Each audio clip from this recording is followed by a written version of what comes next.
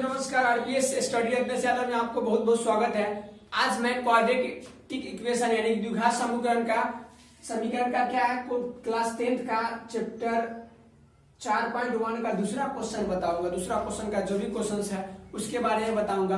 तो मैं दूसरा क्वेश्चन पढ़ के एक बार बताता हूं आपको किस तरह क्वेश्चन है। क्वेश्चन है बच्चों, दूसरा क्वेश्चन कह रहा है कि निम्न स्थितियों को द्विघात समीकरण के रूप में निरूपित कीजिए।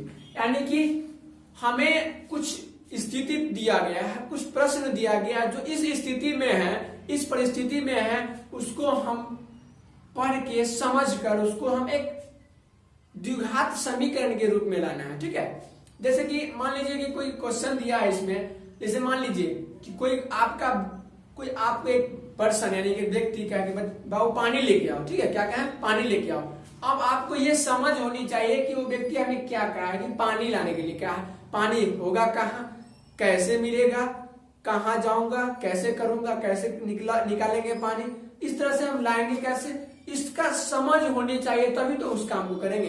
तो उसी तरह इसमें कुछ परिस्थिति दिया गया है क्वेश्चन में, जो हमें पढ़कर समझकर हमें उसको हल करना है और एक द्विघात समीकरण के रूप में लाना है। चलिए हम क्वेश्चन बताते हैं। जैसे कि बच्चों आप देख सकते हैं क्वेश्चन 2 का हम क्वेश्चन पढ़ूंगा। आप अपने एनसीईआरटी नोटबुक से आप देख सकते हैं, क्वेश्चन पढ़ सकते हैं और लिख सकते हैं। जैसे कि एक आयताकार भूखंड का क्षेत्रफल 528 मीटर स्क्वायर है। यानी कि एक आयताकार है, एक आयत का एक भूखंड है, यानी कि एक प्लॉट है, यानी कि एक आयताकार क्षेत्र का एक क्षेत्रफल जो है 528 मीटर स्क्वायर है। क्षेत्र की लंबाई यानी कि क्षेत्र की लंबाई क्या, लंबाई मीटरों में चौड़ाई के दुगुने से एक अधिक, यानी कि मीटरों में लंबाई क्या है, चौड़ाई के दुगुने से अधिक है। तो हमें भूखंड की लंबाई और चौड़ाई ज्ञात करनी। तो हमें तो चौड़ाई नहीं दिया है, हम मान लेते हैं बच्चों, माना कि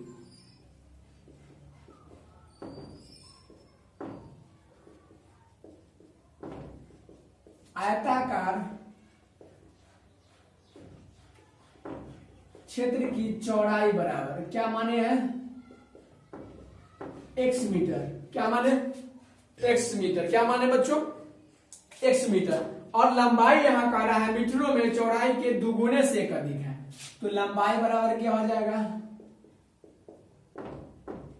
चौड़ाई के दोगुना हो गया, 2 गुना चौड़ाई से एक अधिक है, एक अधिक 2x + 1। लंबाई निकल गया हमें और चौड़ाई हम मान लिए, लेट किए हैं आयत का क्षेत्र की चौड़ाई बराबर x मीटर। और लंबाई क्वेश्चन में कह रहा है कि चौड़ाई के दुगुने से एक अधिक है, चौड़ाई के दुगुने से एक अधिक है, तो चौड़ाई के दुगुने से एक अधिक कर दिए। चलिए अब आगे कहता है,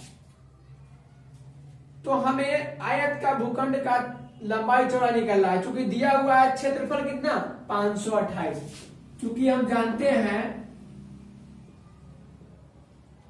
कि क्षेत्रफल बराबर होता है लंबाई गुणे चौड़ाई। क्या होता है ना, आयत का क्षेत्रफल लंबाई गुणे चौड़ाई। तो क्षेत्रफल कितना दिया हुआ बच्चों 528, लंबाई कितना है 2x + 1 और चौड़ाई कितना है x। अब इसको हम क्या करेंगे कि इधर या उधर करके हम बनाएंगे। चलिए हम इसको इधर ऐसे लिख सकते हैं। ठीक है, = 528। समझ रहे बच्चों, ध्यान से देखिएगा। अब x × 2x, x में दोनों से गुना कर देंगे, 2x² + x = 528। तो 2x² + x, अब बराबर के इधर आएंगे तो -528, पॉजिटिव है तो नेगेटिव हो जाएगा, = 0। तो ये मेरा निकल गया क्वाड्रेटिक इक्वेशन यानी द्विघात समीकरण। क्या निकल गया, द्विघात समीकरण। बस हमें क्वेश्चन को अच्छे तरह से पढ़ना होगा, समझना होगा। समझने के बाद जो है हम उसको किस चीज को कह रहा है उस चीज को मानेंगे, जैसे से कह रहा है वैसे करेंगे, और करने के बाद सोल्व करने के बाद हमें क्या निकल जाएगा, एक क्वाड्रेटिक इक्वेशन निकल गया। अब यहाँ क्वेश्चन में आप पढ़ रहे होंगे तो अगर समझते होंगे तो क्वेश्चन कर रहा है लंबाई और चौड़ाई निकालने कर रहा है ना क्वेश्चन। तो लंबाई और चौड़ाई निकालने के लिए कर रहा है बच्चों क्वेश्चन। तो लंबाई चौड़ाई हम निकाल सकते हैं, मूल ज्ञात कर सकते हैं, x का मान निकाल सकते हैं, लेकिन हमें अगले चैप्टर में पढ़ना है फैक्टराइजेशन मेथड के तरीका से, यानी कि गुणनखंड विधि के तरीका से। तो हम अगले मेथड में मूल निकाल सकते हैं, अगले चैप्टर में ये निकालना है। लेकिन हमें क्वेश्चन सिर्फ कह रहा है कि द्विघात समीकरण निकाल दो, तो हम द्विघात समीकरण निकाल दिए, यही मेरा आंसर है। इसी तरह बच्चों इसमें 3-4 क्वेश्चन और है, मैं एक एक करके बताऊंगा, और इसी तरह आप समझिए, बनाइए और इसको नोट कर लीजिए, ठीक है। मैं अभी क्वेश्चन बताया हूं, दूसरा क्वेश्चन मैं बताऊंगा एक्सरसाइज 4.1 का दूसरा क्वेश्चन। इसमें बताया था कि इसमें क्या ज्ञात करना है, क्वाड्रेटिक इक्वेशन यानी कि द्विघात समीकरण को ज्ञात करना है हमें। और द्विघात समीकरण ज्ञात करने के बाद उसको क्या करना है बच्चों कि हमें उसको मूल नहीं ज्ञात करके सिर्फ द्विघात समीकरण ज्ञात करना है। लेकिन कुछ परिस्थिति क्वेश्चन में दिया है, उस क्वेश्चन को समझ के बना के तब हमको हल करना है, ठीक है। जैसे क्वेश्चन नंबर 2 का क्वेश्चन है, 2 क्रमागत धनात्मक पूर्णांक का गुणनफल 306 है, यानी कि 2 क्रमागत धनात्मक पूर्णांक का गुणनफल 306 है। तो हमें पूर्णांक ज्ञात करना है। क्या ज्ञात करना है? पूर्णांक। हम मान लेते हैं, क्रमागत संख्या तो मालूम नहीं है, माना कि 2 क्रमागत पूर्णांक बराबर x और x प्लस 1। 2 मान लिए संख्या, मान लिए कि 2 क्रमागत पूर्णांक क्या है, x और x प्लस 1 है। तो क्वेश्चन कह रहा है कि दोनों का गुणनफल क्या दिया हुआ है, 306। तब दोनों का गुणनफल यानी कि x इंटू एक्स प्लस 1 बराबर 306। अब देखिए x इंटू एक्स प्लस 1 बराबर 306। अब इसको हमको द्विघात समीकरण ज्ञात करना है। क्या ज्ञात करना है? द्विघात समीकरण। तो x में x से गुना करेंगे, x square plus x equal to 306। अब इसको देखिए, अब इसको इधर लाएंगे तो x square plus x minus 306 equal to 0। तो हमें ये एक द्विघात समीकरण के रूप में निरूपित हो गया। लेकिन क्वेश्चन इसमें कह रहा है बच्चों की पूर्णांक ज्ञात करना है, यानी कि x निकालना है।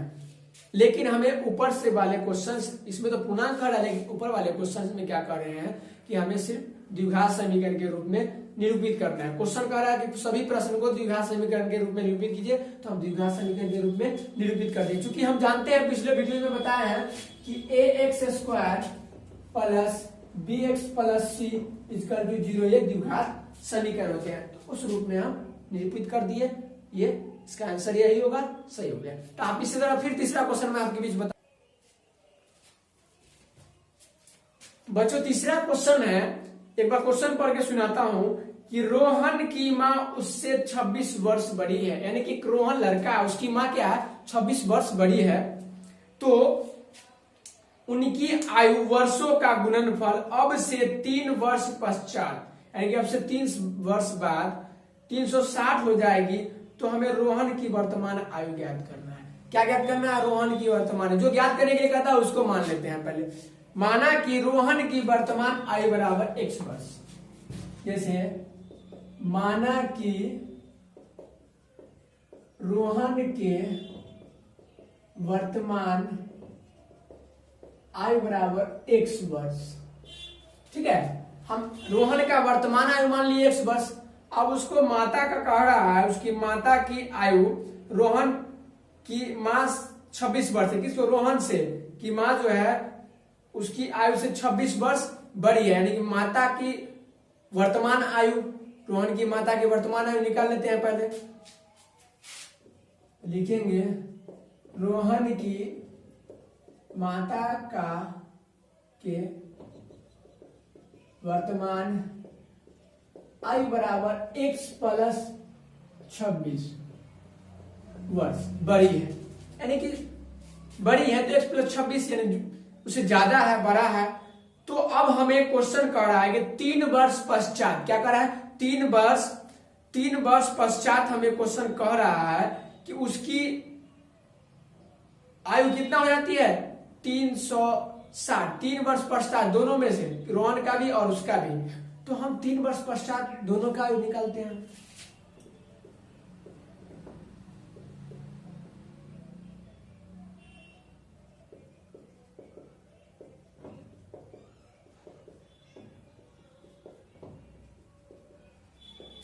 तो 3 बार बचता x प्लस 3 और वह x प्लस 26 प्लस 3, इसका निकल जाएगा x प्लस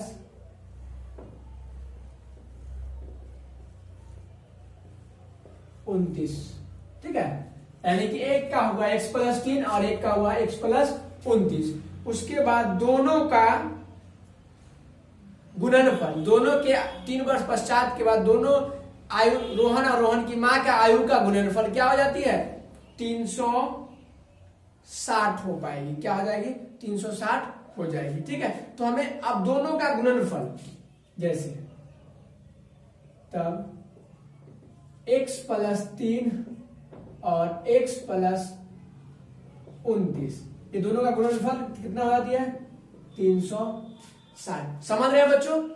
अब देखिए हम क्या करेंगे कि ये दोनों को इससे गुना करना, इससे गुना करना। अब कैसे करेंगे आप एक बार देख सकते हैं। ठीक है, कैसे करेंगे, यहां देखिए x, ठीक है, x से x में गुना करेंगे, क्या हुआ x स्क्वायर, फिर s से इसमें गुना करेंगे तो 29x, फिर 3 से x में गुना करेंगे प्लस 3x, फिर 3 से 29 से गुना करेंगे तो देख लीजिए एक बार 9 3 जा 27 और 2 3 जा 6 2 8 87 इक्वल टू 360।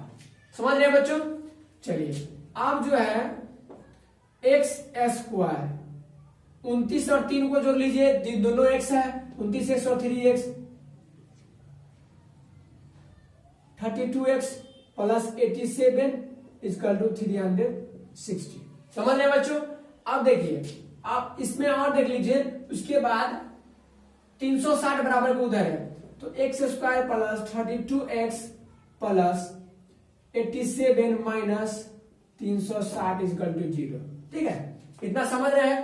और उसके बाद अब देखिए जब हमको सबसे अधिकतम संख्या है 360 और मिनिमम और प्लस 87 में से 360 घटाएंगे तो जो बड़े संख्या की चिन्ह होती है या माइनस हो या प्लस को घट के वो चिन्ह आती है। तो x स्क्वायर प्लस 32x, अब 360 में हम 87 घटाएंगे, 10 में से 7 गया 3 और बच गया ये 15,